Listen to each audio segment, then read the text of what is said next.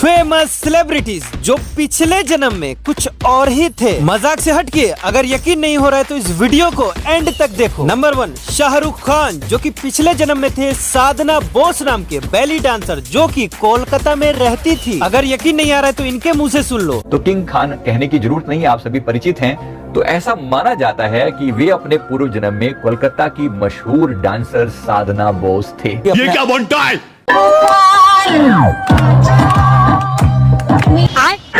Number 2, Modi ji जो कि पिछले जन्म में थे एक कट्टर मुस्लिम सैयद अहमद खान। सर सैयद अहमद खान थे। बिस्मिल्लाहिर्रहमानिर्रहीम, अल्लाह अकबर, अल्लाह। लास्ट वाले को देखने से पहले अगर आप लोग भी चाहते हो आपको हर जन्म में ऐसे ही माँ बाप मिले जो आपको इस जन्म में मिले हैं तो इस वीडियो को लाइक करके चैनल को सब्सक्राइब कर लो। नंबर 3, खान बाबा जो कि पिछले जन्म में था अकबर बादशाह का टॉयलेट साफ करने वाला।